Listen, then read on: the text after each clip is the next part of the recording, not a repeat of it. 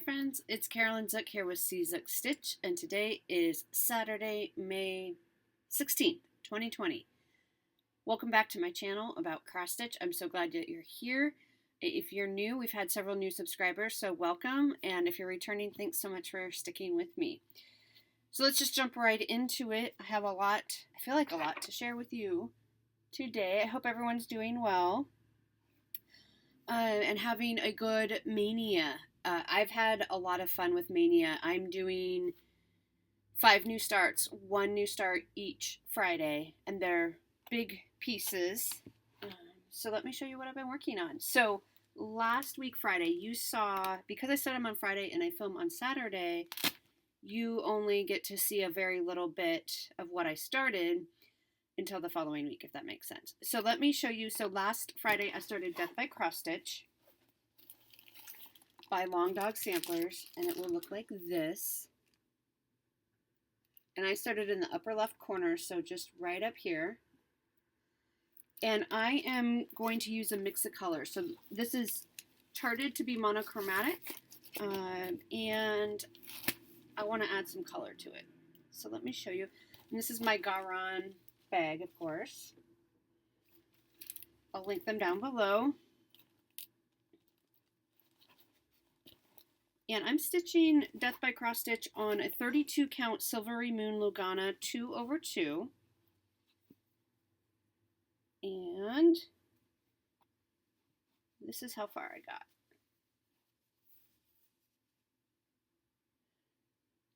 So I have the border done. So that border that I finished is kind of the first corner motif. And it's not super exciting to look at, I realize that. But it is, a necessary part. And I'm stitched that in DMC 939. And then I want to do some color up here for that inside border. The color that I chose for that, so I'm also doing hoity-toity. I'm using Jan Hicks color conversion for that, which is listed on her website, madforyarn.com, and I'll try to remember to link that below. Let's see. So what I did was I just took all the colors from Hoity Toity and bought a skein of each to incorporate into Death by Cross Stitch somewhere, because I really want the 2 pieces to coordinate. So that corner color is Gentle Arts Copper. I think it's a beautiful, beautiful color, except it's a little too variegated for me. So you can see how dark it gets down here. And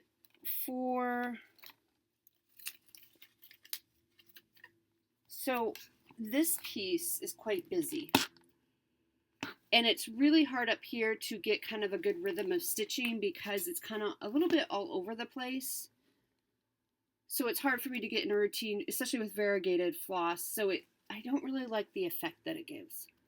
So what I decided is I'm going to rip out that color. And instead I found a DMC in my stash that's a very close match. This is DMC 3778. So it will match very closely. It's not, if you go to the GAST, if you look up like a GAST DMC conversion, it's not the right exact match, but I didn't have I can't remember, it was a 928 or something. I can't remember what it was. I didn't have it in my stash, but I had this in my stash, so I thought that would look really great. So I'm just going to rip that out the next time I pull this out and replace it with the DMC. So that's how far I got. I'm excited to sit down next time and kind of introduce some colors. I think that will be really fun. So I got the border done, which I'm happy with. That's quite a bit of border. And it's, like I said, it's a necessary part of the project. So let me put this away and pull out what I started last night, which I'm also very excited about. Again, in my Garan bag. Such a pretty one. So last night I started Spring at Hawk Run Hollow. And this is what it will look like.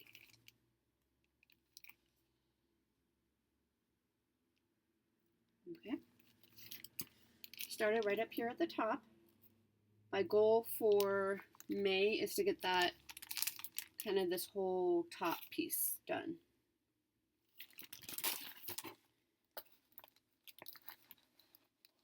So, and this is a huge, huge project. It's 614 stitches high, so it's quite large. But last night, so I just started this yesterday, and last night I got the border finished. So now I just have to work on the inside, and the border matched up, which I'm super happy about. I am loving this fabric. This is a 32 count vanilla latte from Bestitch Me. It's a Lugana, so it's an even weave. It's beautiful. You can see it kind of has a little bit of an orange tint to it. But it's very, very pretty, and it's very smooth to work on. So I'm really loving that. And that's my umbrella needle minder. I can't remember where I got it. I showed it in a video a few videos ago, so we can go back and look there. That's how far I got. This was really fun to do as well. I was super happy that my borders lined up. That might be a first. So my plan for this is, like I said, I'm going to try to do one block a month until it's done, so it will be done sometime next year. I'm not going to put the words Hawk Run Hollow in here. I haven't quite decided what I'm going to put there. I might put, you know, something like Zook in the year I finish it. Something like that is what I'm thinking. So I'm excited to work on that and show you my progress next week. In addition to those two pieces, I worked a little bit on the temperature tree by Stitching Mommy, which will look like this. Each leaf represents the high temperature for that day. And this is how far I've gotten. Let me see if I can tighten this so you can see it a little bit better. There. So these pink ones, we hit 87 those 2 days, which is really warm for us in Portland. But so you can see some new colors coming out. And this is really fun. So this doesn't take long to stitch on. When I just pull it out on Sundays and fill in the leaves. The branches take a little bit to do, but I try to do the branches at the beginning of the month, and then I am all set and can just go in, do the week's temperatures, and move on. That is stitched on a 32 count light blue Lugana. Next up, I worked on Harbor Haven number 7, which I have all these. I have all the charts that I printed out in this bag. Garon bag, of course. Here, let me take this off. So my printer was running out of color ink and I didn't want to reprint it, but this is what number 7 will look like out of 12. This is a By the Bay Needle Arts. Let me show you. I'm just going to tighten it up. I wasn't super prepared for this morning. And this is how far I've gotten. So I have all the bottom is done except for the back stitching. You can see the fisherman with his pole there. So there'll be some, I need the flower stems and all that. So what still needs to be done, and I'll be working on this coming week, is I need the tree needs to be filled in here, and the sun needs the other half of the sun, and then the back stitching. So I think a couple more evenings of working on this should be fine, and then this one will be done, and then we'll be able to move on to number 8. I am loving it. It is so much fun to work on. So much fun. So this is a 32 count linen, Belfast linen in vintage smoky white. So I love that fabric as well. So that's what I've been working on this week. For haul, I got a little bit, well, few pieces, but a lot of investment, shall we say. So Be Stitch Me sent me the fabric, the vanilla latte that I showed you that Spring at Hawker and Hollow is on. And I'm using that same fabric for Halloween at Hawker and Hollow and Autumn at Hawker and Hollow. It's a neutral and it works really well for all of them. So that was kind of a big order. She's fantastic customer service. She's a true professional. So highly recommend Be Stitch Me. She sells online, and she also has a Facebook group. So I would recommend joining if you haven't already or are not familiar with her fabrics. It's wonderful fabric to stitch on. The other, let's see, here we go. The other thing I got in the mail, and I had ordered this a little while ago, I ordered the other 3 Rosewood Manor Quaker kits that Garan is doing. They're doing a stitch along. So I have started Autumn. I don't even think I have the first motif done, but that's going to come out later this year. But I wanted to grab the other 3 because she was giving a 20% discount. So this is from Crazy Annie's online. She was giving a 20% discount if you bought, the whole kit. But that might be ending soon. So if you are interested in getting the kits, then do check her out online. So I got Summer Quakers, which I think is just gorgeous. So this is the Valdani threads, the Valdani threads, and I'm not going to show you each of the kits because you'll see them as they come out, but I'm going to be starting summer in June when summer starts. This is not doing it justice. So it comes with the Valdani threads as part of the kit. Aren't those colors gorgeous? I just love those pinks and blues and creams. And then the fabric for this one is called Truffle. I got the 28 count linen. It's showing a little grayer. It's pretty pink. Let's see if we can put some white, if that will help it show a little bit truer white balance here. No. It's quite pink. It's very, very pretty. It's just kind of grayed out in that on the camera. And then I did get, each of them came with a special needle minder, which I picked up as well. So that's Summer Quaker, which I plan to start in June, as I said, on the first day of summer. That's Summer Quaker. I got Autumn Quaker, which they started last year on the first day of fall, and I'll start this year on the first day of fall. And again, I got the whole kit. I'll show the pieces to you later on that. And then I got Winter Quaker. Again, they started this in December on the first day of winter. I will start it this year on the first day of winter. And again, I did get all the pieces for that. So that's really all the haul that I have for this week, which is plenty. I mean, it's plenty of projects. Let's turn to giveaways. I guess this is going faster than I expected, but that's fine. Let's turn to giveaways. We had several for this week. First up, I'm still looking for Crystal Cross Stitcher. I still need your address to send you this, so if you can, please reach out to me. My email is czukstitch@gmail.com. I can get that in the mail to you.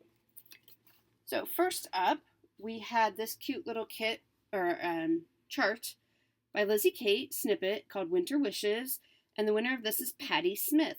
So congratulations, Patty. I do already have your address, so I will get that in the mail to you. This is We Santa by Heart and Hand.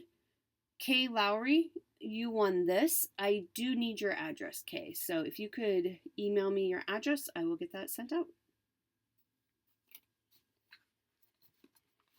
This is a Bent Creek December Swirls. I think this is so cute. Cindy Gaudet, Gaudet. I think I'm pronouncing that right. Gaudet, Cindy. I need your address so I can send this to you. So please email me. This is Bits and Pieces by Homespun Elegance. That cute little snowman. And Linda Fisatola, you won this. I have your address. I think you just won something last week as well. So I will send that out to you. And then we had the Bent Creek Teacher Row.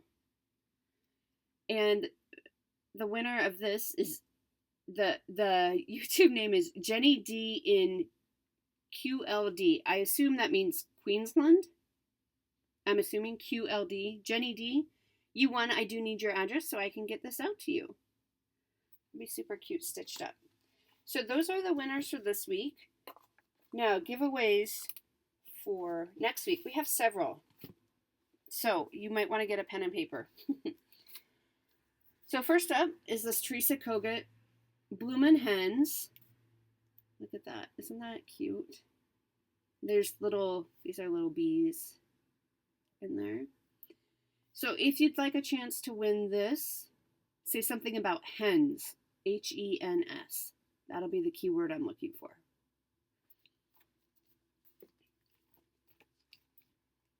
This is Snowman Ornament Snowbirds in Tow by Homespun Elegance. This would be a great Jolly July start. If you want a chance to win this, say something about Snowman. He's very cute. Okay. Next up is one of the Jack Frost Tree Farms by Little House Needleworks. This is chart number 2, Douglas Fir. And just to make it a little challenging for you guys, say something about Douglas. I love reading your sentences, and you don't have to make a sentence. You can just say the words because that's what I'm going to be searching for. But a lot of you like to be creative and try to fit as many as you can into a sentence. So I'm going to make this one a little tricky, and if you can fit Douglas into a sentence, you'll be entered for that. Next up is a Raise the Roof design, Vlad's Vash Day. I know this is a pretty popular one. And if you want a chance to win this, say wash, but let's spell it with a W just so it's easier. I think Vash would be a little too complicated. So I'll be searching for wash with a W, W-A-S-H. That's so cute. That's a great Halloween piece. And then this, because I think a lot of us are missing travel. This is Shepherd's Bush. It's called Travel Trifles. So they're little smalls. You get charts for all 3 of those. They're smalls. So say something about travel. Okay. And then I did also get my May issue of World of Cross Stitching that I'm going to give away. Along with that, and I'm going to give this as 2 separate giveaways, was this 3-in-1 stitch kit for the little cupcake cards. In the kit, you get the pattern, you get the floss, and you get the Ada. And there's probably a needle in there. And you also get the card bases. So if you'd like a chance to win this, say something about cupcake. So they give you enough materials to make all 3. And you can see the floss. Isn't that pretty? And I'm also giving away the issue. This is the May issue, May 2020 issue of World of Cross Stitch. And if you don't win this, but win this, so the charts for these cupcakes are inside here. It's just you don't get the materials for them. Okay. So I looked through this again. There's really nothing I'm probably going to stitch, but I did want to show you something that I think you'd really like, just to let you know. That stood out to me. This is a design by Jenny Van de Wheel, called Blooming Forth. And it's these beautiful hoop, I think those are so pretty, hoop flowers. But check out, she has the floss go down onto the hoop for just something a little more unique than what we've seen. I think those are so pretty. And I wanted to make sure I showed you those. Haven't seen anything like that before. Let me see if it shows the projects in the back. I don't think this one does. So there's a lot of really sweet projects you can see on here. If you know anybody who's getting married, those are cake toppers. There's a lot of really great projects. So if you want a chance to win this, say something about May, M-A-Y. So that's it for giveaways. Plans. So I'm going to continue working on Spring at Hawk Run Hollow tonight and tomorrow. So that's the 3-day rotation. My goal, my goal, as I said, was to do a block a month to try to get it done. Now, some of those blocks are pretty heavy coverage. So really my main focus this year is making sure I get Harbor Haven done. So, which we're on track to do, no problem there. But I would like to try to get as much done on a block per month as possible on the Spring at Hawk Run Hollow. And that will become, once Harbor Haven is done, that one will become my focus piece. So I'm going to continue working on Spring at Hawk Run Hollow. I'm going to continue working on the temperature tree, of course. I'm going to finish Harbor Haven number 7 because I just have the treetops and the sun and a little bit of backstitching to do, which should be fine. I should finish that this week, no problem. And then the Maynia start for next Friday, the 22nd, is Halloween at Hawk Run Hollow. And it's this piece. And I'm starting this with D. Ellis. We're going to start this together. So if you have this in your stash and you're just been waiting for a good opportunity to start it, go ahead and pull it out. Now these blocks are very, like this one is basically full coverage. I mean, there's a lot of stitching in these blocks. That's the same with Harbor Haven, you know, and I said this before, but the bottom, probably third, is just solid stitching all the way across. So it is a little bit deceptive. You think, oh, I can do a block a month. I don't think I'll be able to do a block a month, and certainly not while I'm working on all these other projects. Simon would like to say hello to you. Here he's coming to say hello to you.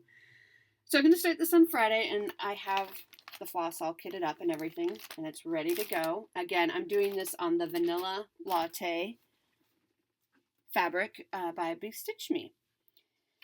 The one other thing I wanted to mention is a couple of the Stitchy friends and I are, my friend Andrea and Robin are, we decided that we're going to do, so Jen Lee does the 24 hours of cross stitch, which I just love. And so over Memorial Day weekend, we decided we're going to do our own 24 hours of cross stitch, just because we have that extra day, and I just really love being able to kind of, again, turbocharging my stitching. I know I talked about that last time, and this is a great opportunity to do that. So we're going to try to fit in 24 hours of stitching from Friday through Monday. So we have it spread out over 4 days. This is not a sanctioned event by the 24-hour cross stitch people, by Jen Lee. This is just something we're doing on our own. But I'm really looking forward to that. So that should be a lot of fun and get some good stitching time in. I think that's all I have. I feel like I went through it really quickly. But that's what I have to show you. So if you have, there was one question. Carla asked me, I knew I was forgetting something because I didn't write it down on my notes. Carla had asked me in the comments to explain my rotations, because I had said last week that I finished Cross Stitch Nation, so thank you for all the lovely comments. I said something about it frees up a slot in my rotations. So Carla asked me, can you explain about your rotations? She's Craft Addict K on YouTube, on Flosstube, so you can check her out. And so Carla, what I meant, so the way I do it is, at the end of last year, I decided that I really wanted to focus on Harbor Haven and get that done this year by doing one scene. So there's 12 scenes total, doing one scene a month. And then mixed into that, I have other projects that I'm working on. Some are new starts, some are just things that came up that look interesting.